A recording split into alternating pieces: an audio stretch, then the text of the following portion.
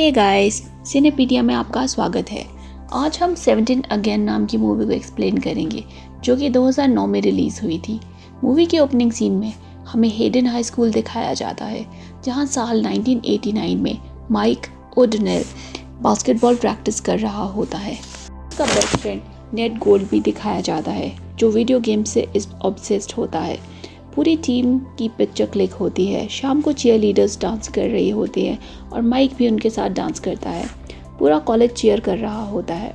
फिर माइक की girlfriend Scarlett उसे मिलने आती है। वह माइक को बताती है कि वो प्रेग्नेंट है।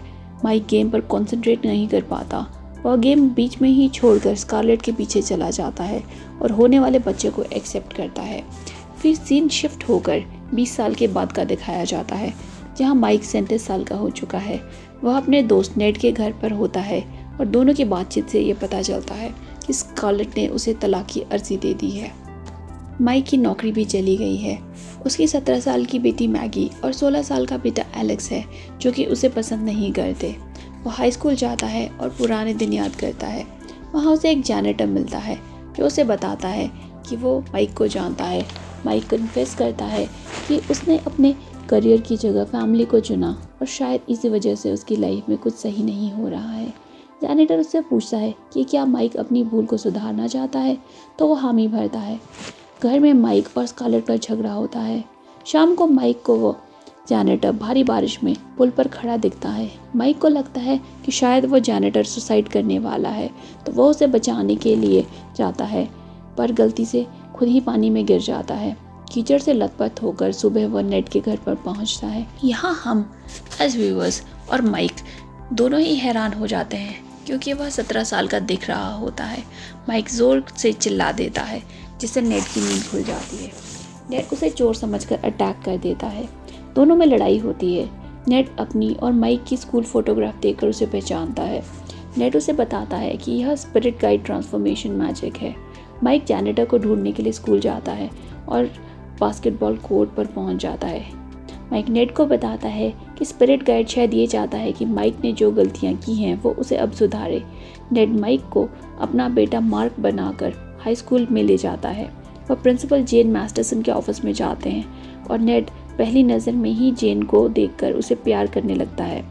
जेन माइक को स्कूल में एनरोल कर लेता है। लड़कियां माइक का मजाक उड़ाती हैं और नेट को ये सब अच्छा नहीं लगता, तो वह उसे शॉपिंग करने ले जाता है। अगले दिन माइक महंगी सी गाड़ी में स्कूल आता है और बहुत हैंडसम लग रहा होता है। वह अपनी बेटी मैगी की क्लास में बैठा होता है जब स्कारलेट का फ़ोन आता है। माइक इस सब के बीच में स्कारलेट को भूल ही गया था। दोनों में फिर से झगड़ा होता है, जिस बीच में मैगी क्लास में आती है।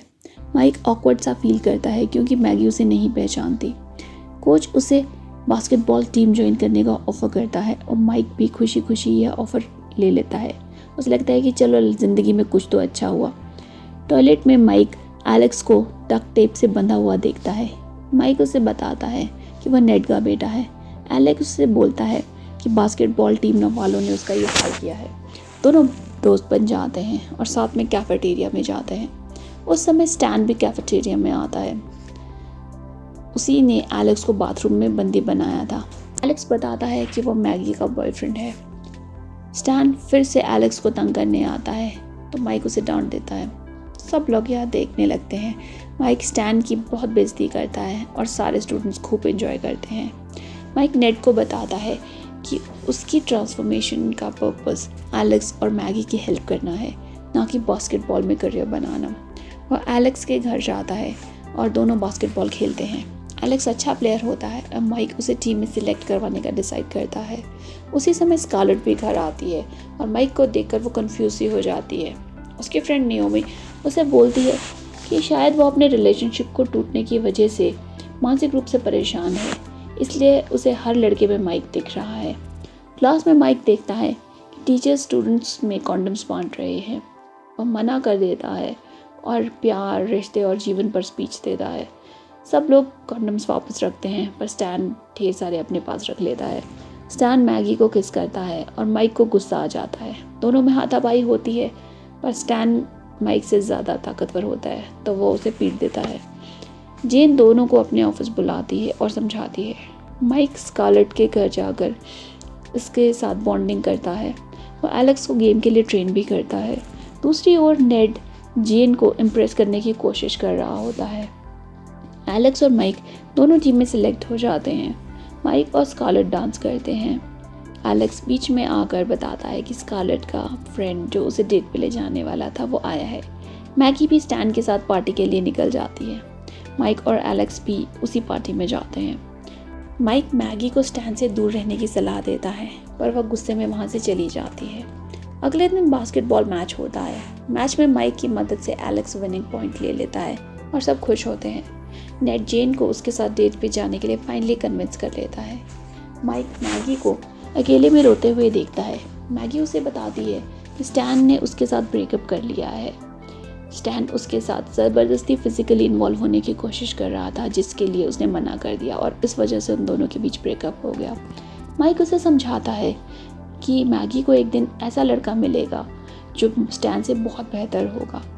वो उसकी रिस्पेक्ट करेगा और उसे उस प्यार से ट्रीट करेगा जिसे वो डिज़र्व करती है। मैगी उसकी बातें सुनकर खुश हो जाती है और उसके घर पार्टी पे जाने के लिए हाँ बोल देती है। शाम को सारा स्कूल नेड के घर पे होता है।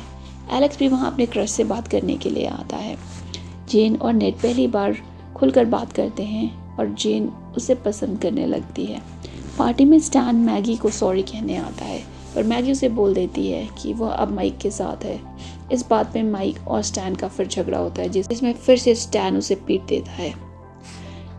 मैगी माइक को कहती है कि वह उसे पसंद करने लगी है, पर माइक उसका पिता है। यह बात माइक उसे नहीं बोल सकता था, तो वो मैगी को बहाना बना देता है कि उसकी गर्लफ्रेंड है जिससे वो बहुत प्यार करता है, इसलिए वो मैगी को डेट नहीं कर सकता। स्कारलेट बच्चों को ढूंढने नेड के घर पे आती है। दूसरी ओर से नेड और जेन भी घर पर वापस पहुंचते हैं। जेन सभी स्टूडेंट्स को अपने घर वापस जाने को कहती है। इस बीच एलेक्स भी अपनी गर्लफ्रेंड को किस कर देता है। माइक स्कारलेट को किस करता है और वह ज़ोर से उसे तमाचा मारती है। मैगी और उसकी सहेलियाँ भी यह सब देखती हैं। मैगी और उसकी फ्रेंड्स भी उसे एक एक करके थप्पड़ मारती हैं। फाइनली नेड भी उसे अपनी डेट और घर दोनों को खराब करने के लिए थप्पड़ मारता है और फिर अगले ही पल उसे गले लगा लेता है। अगले दिन तलाक की अर्जी पर सुनवाई के लिए दोनों कोर्ट भी जाते हैं। माइक कहता है कि उसके पास माइक ओडनेल का लेटर है जिसे वो पढ़कर सुनाता है। स्कारलेट उसका लेटर सुनकर इमोशनल हो जाती है और वह कोर्ट से 30 दिन की और मोहलत लेती है। जब वह लेटर को उठा के देखती है तो उस पर सिर्फ कोर्ट का पता लिखा होता है। उसे कुछ समझ नहीं आता। शाम को वो स्कूल की ईयरबुक में माइक का फ़ोटो देखती है। वो उसे अपने गार्डन में माइक की वेडिंग रिंग भी मिलती है और इसके साथ एक नोट होता है कि काश मैं वह सब ख़त्म कर पाता जो साथ में शुरू किया था। शाम को बास्केटबॉल का मैच था। चीयरलीडर्स डांस करती हैं। स्कारलेट भी अपने बेटे का मैच देखने आती है। नेड और जेन भी वहाँ पहुँचते हैं। नेड जेन को मनाने की कोशिश करता है। थोड़ी बहस के बाद जेन मान जाती है। स्कारलेट कंफ्यूज सी क्राउड में बैठी होती है जब माइक उसे अपनी स्पेशल फ्लाइंग किस भेजता है। स्कारलेट हैरान हो जाती है क्योंकि यह उसका और माइक का स्पेशल किस था। वह उठकर जाने लगती है। माइक फिर उसी राह पर खड़ा होता है जिस पर वह 20 साल पहले खड़ा था। उसकी ज़िंदगी उसके सामने फ्लैश होने लगती है। उस पल में उसे समझ आता है कि उसका डिसीजन 20 साल पहले भी सही था। वह स्कारलेट से बहुत प्यार करता था, सो वह एलेक्स को बॉल पकड़ाकर खुद स्कारलेट के पीछे भागता है। उस वक्त हम जैनिटर को मुस्कुराते हुए देखते हैं। कोच एलेक्स को गेम ज्वाइन करने को बोलता है। उधर माइक स्कारलेट को ढूंढता हुआ उसी हॉलवे में पहुंचता है जहां पर 20 साल पहले गया था। वहां वो मैजिकली एडल्ट माइक में बदल जाता है। स्कारलेट ये सब अपनी आंखों से देखती है। माइक स्कारलेट से माफ़ी मांगता है क्योंकि वह अपनी ज़िंदगी में हर फेलियर के लिए उसे ब्लेम करता था और उन दोनों का प्यार भूल गया था। स्कारलेट उसे किस करती है और दोनों खुश होते हैं। दूसरी ओर एलेक्स भी गेम में अच्छा परफॉर्म करता है और सब उसे चीयर करते हैं। अगले सीन में एडल्ट माइक नेड के बेडरूम में उसे घर की चाबी वापस करने आता है क्योंकि अब से वह अपनी बीवी स्कारलेट के साथ रहने वाला था।